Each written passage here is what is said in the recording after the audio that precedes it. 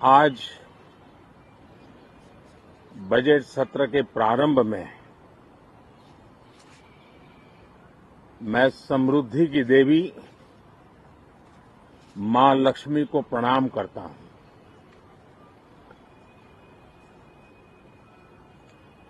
और ऐसे अवसर पर सदियों से हमारे यहां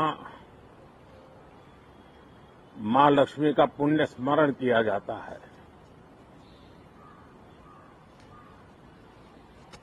सिद्धि बुद्धि प्रदे देवी, सिद्धि बुद्धि प्रदे देवी,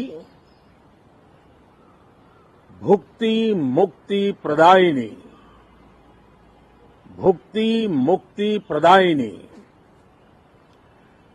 मंत्र मूर्ते सदा देवी, मंत्र मूर्ते सदा देवी, महालक्ष्मी नमोस्तुते, महालक्ष्मी नमोस्तुते। मां लक्ष्मी हमें सिद्धि और विवेक देती है, समृद्धि और कल्याण भी देती है। मैं मां लक्ष्मी से प्रार्थना करता हूं कि देश के हर गरीब एवं मध्यम वर्ग समुदाय पर मां लक्ष्मी की विशेष कृपा रहे। साथियों, हमारे गणतंत्र के 75 वर्ष पूरे हुए हैं।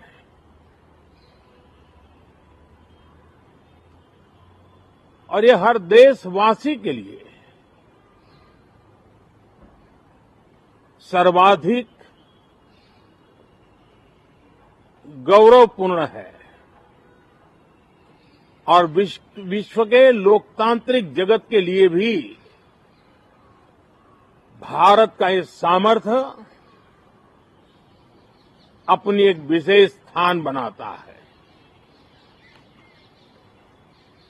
साथियों, ये देश की जनता ने मुझे तीसरी बार ये दायित्व दिया है और इस तीसरे कार्यकाल का ये पहला पूर्ण बजट है।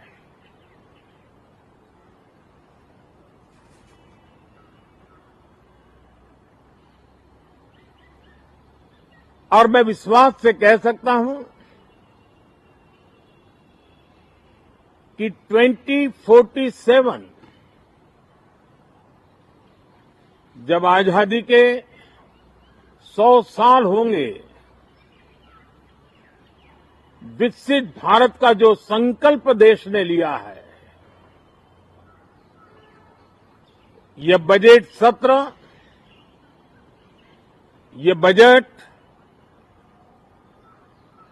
एक नया विश्वास पैदा करेगा, नई ऊर्जा देगा कि देश जब आजादी के 100 साल मनाएगा तब विकसित होकर रहेगा। 140 करोड़ देशवासी अपने सामूहिक प्रयास से इस संकल्प को परिपूर्ण करेंगे। तीसरे टर्म में हम मिशन मोड में देश को सर्वांगीण विकास की दिशा में, चाहे वो भौगोलिक रूप से हो, सामाजिक रूप से हो या आर्थिक भिन्न भिन्न स्तर के संदर्भ में हो, हम सर्वांगीण विकास के संकल्प को लेकर के मिशन मोड में आगे बढ़ते जा रहे हैं। इनोवेशन, इंक्लूजन और इन्वेस्टमेंट, ये लगातार हमारे आर्थिक गतिविधि के रोड मैप का आधार रहा है। इस सत्र में हमेशा की तरह कई ऐतिहासिक बिल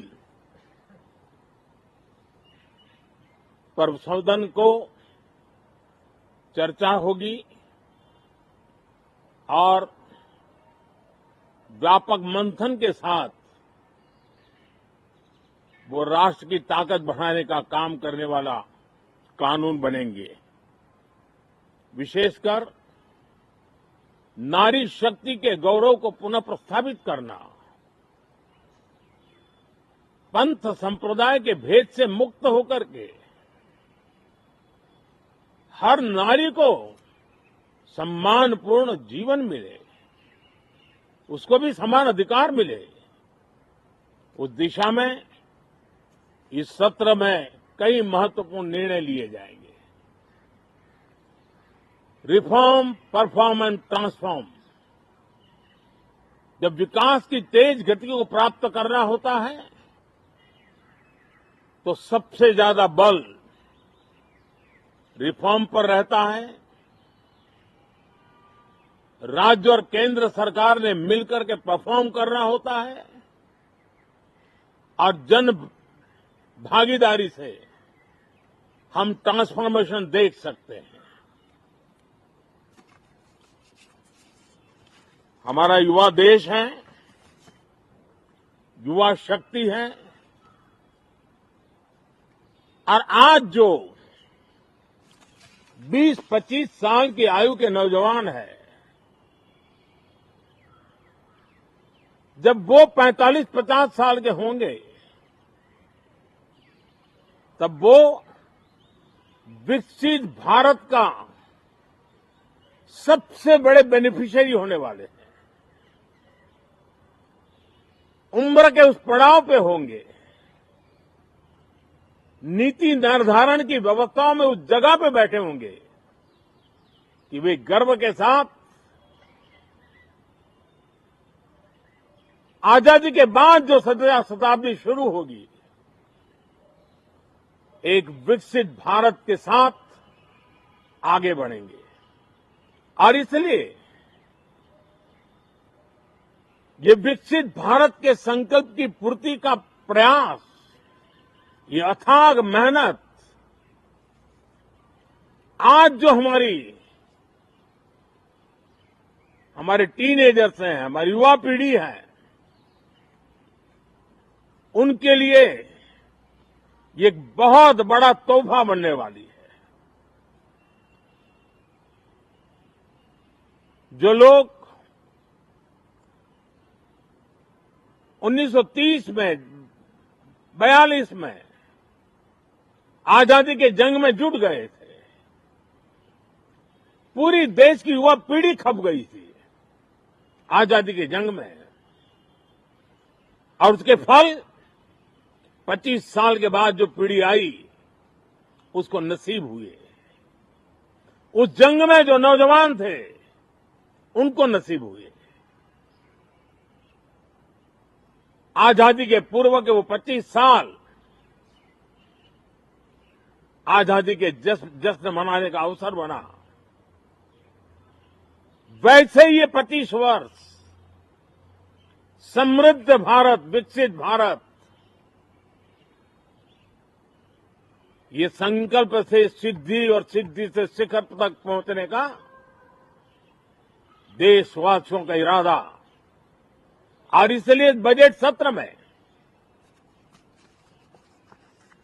सभी सांसद विकसित भारत को मजबूती देने के लिए अपना योगदान देंगे। विशेष करके जो युवा सांसद है उनके लिए तो सुनहरा अवसर है, क्योंकि वो आज सदन में जितनी जागरूकता, जितनी भागीदारी बढ़ाएंगे और विकसित भारत के जो फल है वो तो उनकी नजर के सामने देखने को मिलने वाले हैं। और इसलिए युवा सांसदों के लिए एक अनमोल अवसर है। साथियों, मैं आशा करता हूं कि हम देश की आशा आकांक्षाओं के इस बजट सत्र में खरे उतरेंगे। साथियों, आज एक बात आपने जरूर नोट की होगी, मीडिया के लोगों ने तो जरूर करनी चाहिए।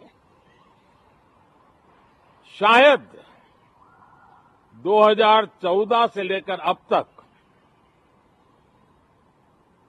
शायद ये पहला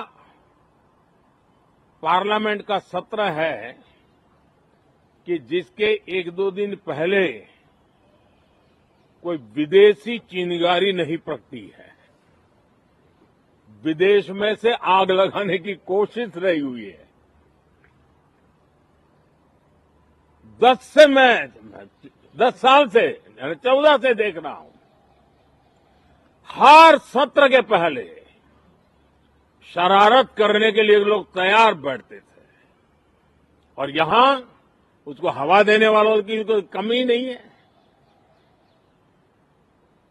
ये पहला सत्र मैं पिछले 10 साल के बाद देख रहा हूं कि जिसमें किसी भी विदेशी कोने से